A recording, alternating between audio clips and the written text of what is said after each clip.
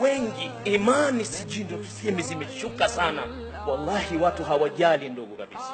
Mtu anaweza kuwa katika mji, unaweza ukasema hana ndugu. Hata kukitokea shughuli, wanaoalikwa ni wale watu wanafanana na yeye.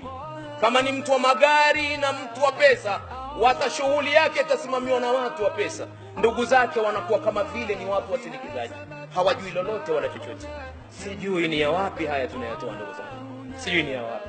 Huruma ya kuhurumiana kama ndugu inaanza kuondoka na kupotea kabisa. Bali kuna watu ambaye maneno yao mpaka unashindwa kuelewa. Anafika mtu anasema mimi madhali na watoto wangu na mke wangu hawa ndio ndugu zangu. Lini watoto na mke akawa ndugu?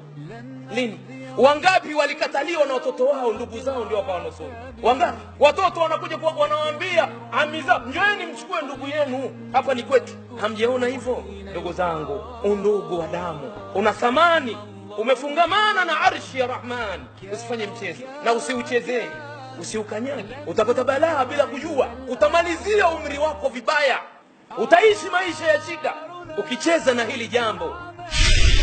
Mtu wa karibu yako unatakiwa umuunge. Ndiyo kwa maana hata kwenye sadaka, unapotoa sadaka ukampa yule mtu wa karibu yako, malipo yanakuwa mara mbili. Malipo kwa ajili ya kuwa umetoa sadaka, Allah anakuandikia malipo, na malipo kwa ajili ya silatul arham, ya kuunga udugu. Udugu una thamani kuliko hivi tunavyomiliki. Udugu una thamani kuliko heshima zetu tunavyojilinda sisi.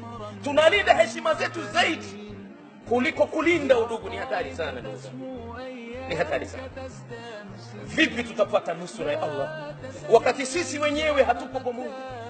Vipi tutapata nusura ya Allah wakati familia hazikai pamoja? Nusura ya Allah itatoka wapi?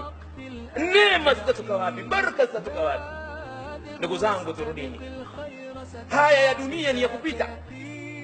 Haya ya dunia ni ya kupita, si ya kung'ang'ania. Hujui ni leo au ni kesho. Mimi na wewe hatuna dhamana na Allah subhanahu wa ta'ala tutafika wakati gani.